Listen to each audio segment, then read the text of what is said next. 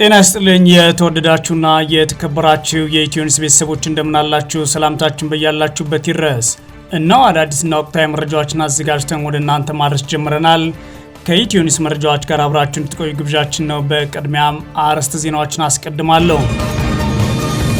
በአማራ ክልል የተለያዩ አካባቢዎች በአገዛዙ ጦርና ፋኖ ኃይሎች መካከል የሚደረገው ውጊያ በአየር ኃይል ታግዞ ዛሬ መቀጠሉን የተሰማው የፋኖ ኃይሎች በደብረ ማርቆስና በደብረ ታቦር ዙሪያ ከፍተኛ ድል መቀዳጀታቸውን አስታውቀዋል። የአማራ ፋኖ ብሔራዊ ንቅናቄ ዝግጁነት ኃላፊ አስረስ ማረ ዳምጤ በበኩሉም አገዛዙ ምንም አይነት ውጊያ የሌለባቸው ትናንሽ ከተሞች ሲቪሊያን ብቻ ኢላማ ያደረጉም የጀት ኤርክራፍትና የድሮን ድብደባዎችን ለቀናት እየፈጸመ ይገኛል ሲል አስታውቋል። በዝርዝር እናየዋለን። ዓለም አቀፍ የጋዜጠኞች ማህበር ሲፒጄ በሽብርተኝነት የተከሰሱ 4 ኢትዮጵያውያን ጋዜጠኞች ፍትሐዊና ግልጽ የፍርድ ሂደት እንዲያገኙ አሳሰበም። ባለፉት 3 ዓመታት በእስር ላይ የሚገኙት በብሔራቸው አማራ የሆኑና በማንነታቸው ምክንያት እንዲሁም በክልሉ ባለው ውጊያ የተነሳ ሙያቸውን መሰረት ተደርገው የታሰሩት እነዚህ ጋዜጠኞች በአስቸኳይ ፍትህ ሊያገኙ ይገባል ብሏል። በሌላ በኩል ዓለም አቀፉ የጋዜጠኞች መብት ተሟጋች ድርጅት ሲፒጄ የኢትዮጵያ ባለስልጣናት የአዲስ ስታንዳርድ ምዝገባ በአስቸኳይ ይመልሱ ብሏል። አገዛዙ አዲስ ስታንዳርድ ሚዲያን ፍቃዱን ሰርዣዋለሁ ሲል አሁን ላይ በአገሪቱ ያለውን የሚዲያ አፈና አጠናክሮ መቀጠሉን አስታውቋል። በዝርዝር እናያለን።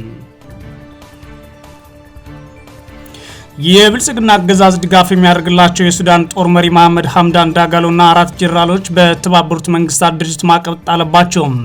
የመንግስታቱ ድርጅት ጀነራል ደጋሎን ጨምሮ በሱዳን ፈጥኖ ደራሽ ኃይል መሪዎች ላይ ዛሬ አዲስ ማዕቀብ መጣሉን የተሰማው የብልጽግናው መሪ አብይ አህመድ በማሰልጠን በወታደራዊ መረጃና በሎጂስቲክስ በቀጥታና በተዘዋዋሪ ግልጽ ድጋፍ የሚያደርግላቸው እነዚህ የሱዳን ፈጥኖ ደራሽ ጦር መሪዎች ዓለም አቀፍ ወንጀለኞች ናቸው ተብለዋል። በዝርዝር እናየዋለን።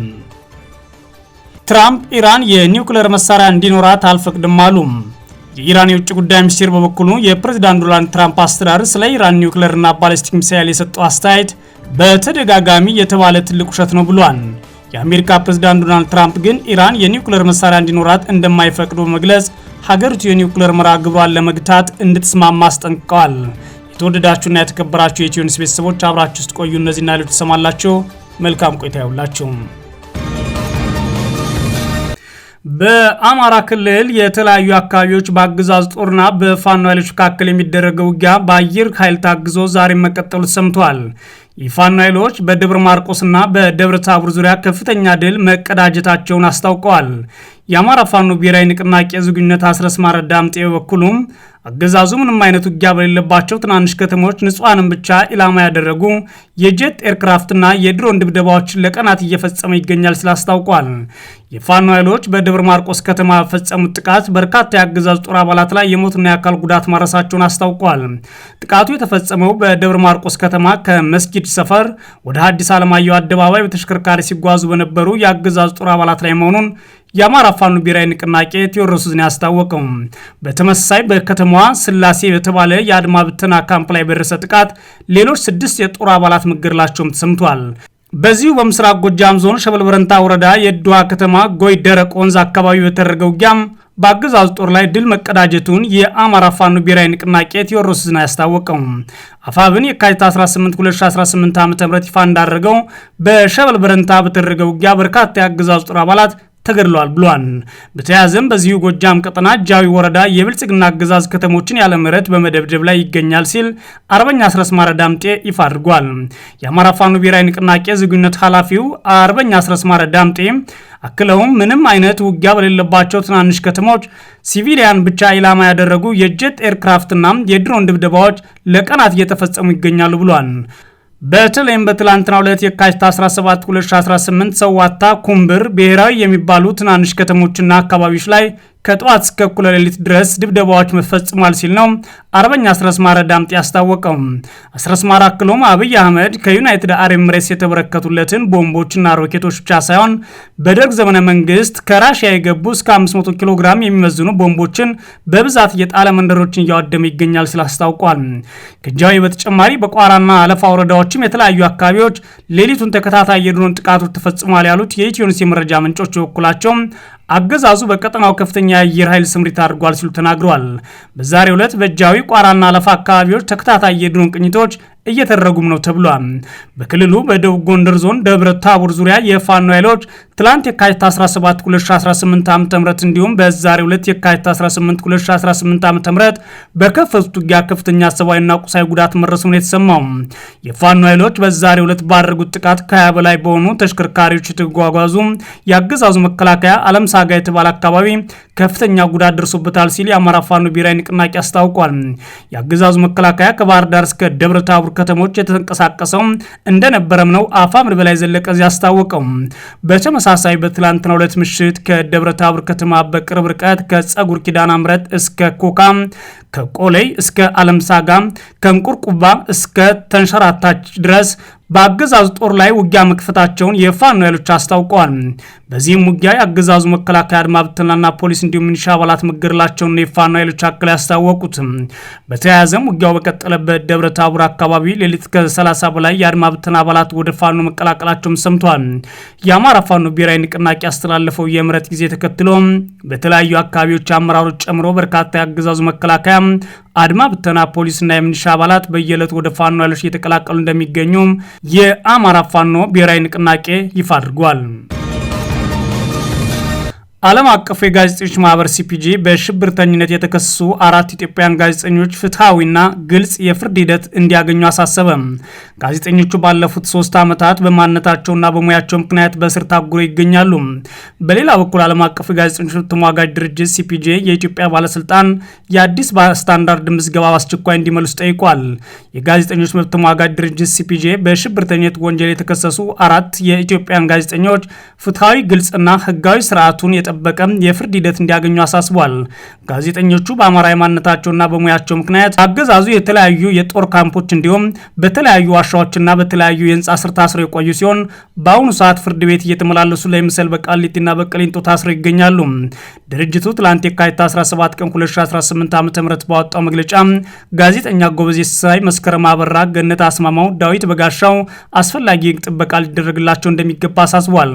ድርጅቱ እነዚህ ጋዜጠኞች በአማራ ክልል ከነበረው አለመረጋጋት ጋር ተያይዞ በሰሩት ዘገባ ምክንያት በቁጥጥር ስር ውለው ላለፉት 3 ዓመታት ገደማ በስር ላይ እንደሚገኙ ጠቅሷል።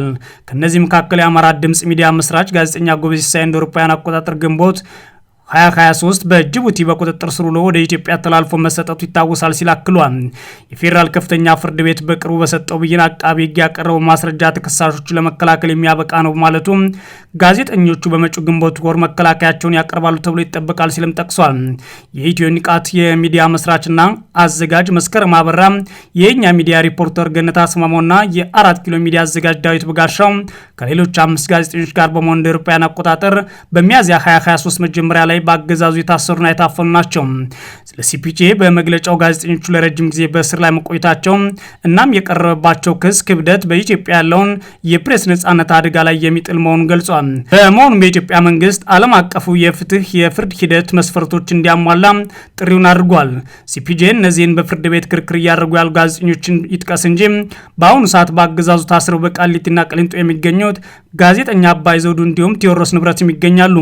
ሌሎች እጅግ በርካታ አስተያየታቸውን የሰጡ ፖለቲከኞችና የማህበራዊ ሚዲያ እንቅስቃሴዎችም በስር ላይ ይገኛሉ። ይህ በእንዲህ እንዳለ የዓለም አቀፉ የጋዜጠኞች መብት ተሟጋጅ ድርጅት ሲፒጄ የኢትዮጵያ ባለስልጣናት አዲስ ስታንዳርድ ምዝገባ በአስቸኳይ እንዲመለስለት አሳስበዋል።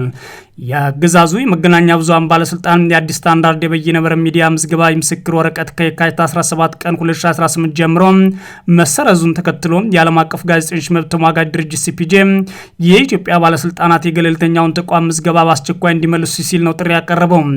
የሲፒጄ አፍሪካ ዳይሬክተር አንጀላ ኩንታል ይህ ቁጥጥር ሳይሆን በቀል ነው ሲሉ ተናግረዋል። አክለውም የኢትዮጵያ መገናኛ ብዙሃን ባለስልጣን ብሔራዊ ጥቅምና የሚዲያ ስነ ምግባር የሚሉ ግልጽ ያልሆኑ መመሪያዎችን እንደ መሳሪያ በመጠቀም ገለልተኛ ጋዜጠኝነትን እያፈነና እያሳደደ ይገኛል ብለዋል። የአዲስ ስታንዳርድን የስራ ፈቃድ መሰረዝ በኢትዮጵያ ውስጥ ወሳኝ የሆኑ ዘገባዎች ለማዳከም የታቀደ የተቀናጀ ዘመቻ አካል ነው ሲሉ ገልጸው ባለስልጣን ባለስልጣናት የተቋሙ ምዝገባ በአስቸኳይ ሊመልሱና በፕሬስ ላይ እያረሱት ያለውን እየተባሰ የመጣውን ጥቃት ሊያቆሙ ይገባል ብለዋል።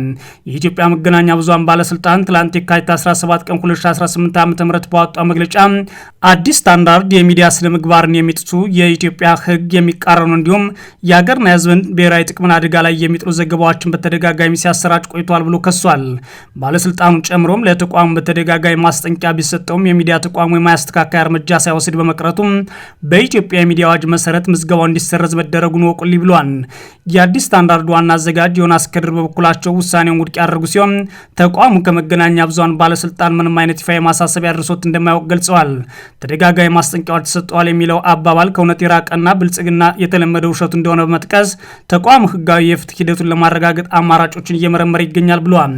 ይህ እርምጃ በቅርቡ አገዛዙ በሚዲያዎች ላይ የወሰደውን ተከታታይ እርምጃ ተከትሎ የመጣ ነው። በቅርቡ የኢትዮጵያ መገናኛ ብዙሃን ባለስልጣን ዋዜማ ሬዲዮ በኢትዮጵያ ያለውን የስራ ፍቃድ እንዲመልስ መደረጉ ማስታወቁ የሚታወስ ሲሆን በተመሳሳይ ደግሞ የሲፒጄና እንዲሁም የዶይቼ ቬለ ጋዜጠኞች ፍቃዳቸው መሰረዙም ይታወቃል። የብልጽግና አገዛዝ ድጋፍ የሚያደርግላቸው የሱዳን ጦር መሪ መሐመድ ሐምዳን ዳጋሎና ጓዶቹ ጀነራሎች በተባበሩት መንግስታት ድርጅት ወንጀለኛ ተብለው ማዕቀብ ጣለባቸው። የመንግስታቱ ድርጅት ጀነራል ሐምዳን ዳጋሎን ጨምሮ በሱዳን ፈጥኖ ደራሽ ኃይል መሪዎች ላይ ዛሬ ማዕቀቡን ጥሏል። የብልጽግና መሪ አብይ አህመድ በማሰልጠኛ በወታደራዊ መረጃ በሎጂስቲክስና በቀጥታ በተዘዋዋሪም ግልጽ ድጋፍ የሚያደርግላቸው የሱዳን ፈጥኖ ደራሽ ጦር መሪዎችና ጓዶቻቸው ማዕቀብ ተጥሎባቸዋል።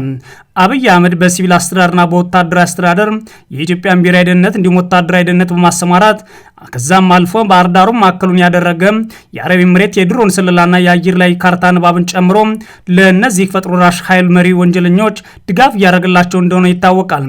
የመንግስታቱ ድርጅት ታዲያ ዛሬ ጸጥታው ምክር ቤት መሐመድ ሐምዳን ዳጋሎን ጨምሮ 4 የሱዳን ፈጥኖ ደራሽ ኃይሎች ላይ አዲስ ማዕቀብ መጣሉ ነው ይፋ የሆነው። የመንግስታቱ ድርጅት ማዕቀቡን የጣለው ወታደራዊ መሪዎቹ በኤልፋሽር በፈጸሙት ወንጀል ነው ተብሏል። የፈጥኖ ደራሽ ኃይሉ ኤልፋሽርን የተቆጣጠረው በጥቅምት ወር ሲሆን በከተማዋ የተፈጸሙ ለ3 ዓመታት ያህል በተካሄደው የሱዳን እርስ በርስ ጦርነት ውስጥ ከታየው ሁሉ አስከፊው ነበር ብሏል። ባለፈው ሳምንት የተባበሩት መንግስታት እውነት አፈላላጊ ቡድን በከተማዋ የተፈጸመው የዘር ማጥፋት እርምጃ ለማካሄድ አስረጅ ነው ብሏል። ኤልፋሽር የጅምላ ግድያን ጨምሮ ማንነት ተኮር ግድያን መካሄዳቸውን በመጥቀስ ሐምዳን ዳጋሎ ጨምሮ 4 የፈጥኖ ደራሽ አባላት ማዕቀብ ተጥሎባቸዋል። ከዳጋሎ በተጨማሪ የኤልፋሽር ነፍሰ በላ በሚል ቅጽል ስም የሚታወቀው አቡሉሉ ማዕቀብ ተጣለባቸው መካከል ይገኛል። ጀነራል ዳጋሎ ማዕቀብ ሲጣልባቸው ይህ ለአራተኛ ጊዜ ሆኗል። ከዚህ ቀደም አሜሪካ፣ ዩናይትድ ኪንግደም እንዲሁም የአውሮፓ ህብረት ማዕቀብ ጥሎባቸዋል። ከዚህ በተጨማሪም አሜሪካና ብሪታንያ በ3 አዛዦች ላይ ማዕቀብ ጥሏል።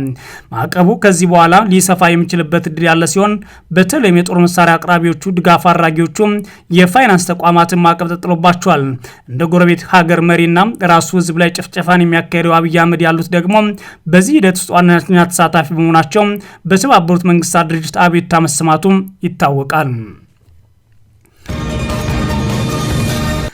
ትራምፕ ኢራን የኒውክሌር መሳሪያ እንዲኖራት አልፈቅድም በማለት ተናግረዋል። የኢራን የውጭ ጉዳይ ሚኒስትር ቃል አቀባይ ደግሞ ትራምፕ የሚናገሩት በተደጋጋሚ የተባለ ትልቅ ውሸት ነው ሲሉ አጣጥለዋል። የአሜሪካው ፕሬዝዳንት ዶናልድ ትራምፕ ኢራን የኒውክሌር መሳሪያ እንዲኖራት እንደማይፈቅዱ በመግለጽ አገሪቱ የኒውክሌር መርሃ ግብሯን ለመግታት እንድትስማማ አስጠንቅቀዋል። ትራምፕ ለኮንግረስ አባላት ባደረጉት ንግግር የኔ ምርጫ ችግሩ በዲፕሎማሲ መፍታት ነው፣ አንድ ጉዳይ ግን እርግጥ ነው፣ እሱም የዓለም ቁጥር 1 የሽብር ደጋፊ የኒውክሌር መሳሪያ እንዲኖራት አንፈቅድም ብለዋል። 2 ሰዓት ገደማ በቆየው የስቴት ኦፍ ዘ ዩኒየን ንግግራቸው ላይ እንደገለጹት ኢራን በአሜሪካ ተጨማሪ ጥቃት እንዳይሰነዘርባት በሚል ስምምነት ላይ መድረስ ትፈልጋለች ብለዋል። ሆኖም ግን ኢራን የኒውክሌር መሳሪያ ግንባታን በተመለከተ ምንም ስምምነት እንዳላደረገች አክለው ተናግረዋል። ትራምፕ አሜሪካ በመካከለኛው ምስራቅ ግዙፍ የጦር መርከቦቿን ማሰማራቷን ተከትሎ ከኢራን ጋር ግጭት ይፈጠራል የሚለው ስጋት በስፋት ባንዣበበበት ሁኔታ ትራምፕ ለመንግስታቸው አጠቃላይ ሁኔታ ኢራንን መቆጣጠር እንደሚፈልጉ ተናግረዋል። ትራምፕ በትላንትናው ንግግራቸው ኢራን ታጣቂዎችን እንደምትደግፍ እንዲሁም ተቃዋሚዎችን እንደገደለች ጭምር ገልጸዋል። በተጨማሪም የኢራን መንግስትና ገዳይ የሆኑት አጋሮች ሽብር፣ ሞትና ጥላቻ ነዝተዋል ማለታቸው የሮይተርስ ዜና ወኪል ዘግቧል። ፕሬዚዳንቱ በንግግራቸው ላይ ኢራን ሊወስድ ስለሚቻለው እርምጃ ቢገልጹም ዝርዝር መረጃዎችን ግን አልገለጹም። ይህን የትራምፕ ንግግር ግን የተለመደ ውሸት ነው ብለውታል የኢራን ባለስልጣናት። የትራምፕ ትራምፕ ንግግር ተከትሎ የኢራን የውጭ ጉዳይ ሚኒስትር ቃል አቀባይ እስማኤል ባቄ ውሸት ሲደጋግም እውነት ይሆናል ሲሉ ምላሽ ሰጥተዋል። ኢራን ቢያንስ 20 ተቃዋሚዎችን ገድላለች ሲሉ ትራምፕ ተናግረዋል። በተጨማሪም አውሮፓን የሚያሰጋ ሚሳኤል ገንብታለች፣ አሜሪካም የሚደርስ ሚሳኤል እየገነባች ነው ብለዋል። ኢራን መሰሪ የሆነ የኒውክሌር እቅዷን ለመተግበር እየሰራች ነው ሲሉ የአሜሪካ ፕሬዚዳንት በግልጽ ነው ክሳቸውን ያሰሙት። የኢራን ውጭ ጉዳይ ሚኒስትር ቃል አቀባይ በሰጡት ምላሽ ማንም ሰው በዚህ ነጭ ውሸት መታለል የለበትም ሲሉ አስጠንቅቀዋል ይላል ቢቢሲ በዘገበው። የተወደዳችሁና የተከበራችሁ የኢትዮ ኒውስ ቤተሰቦች መረጃዎቻችን እነዚህ ነበሩ። መልካም ጊዜ እመኛለሁ።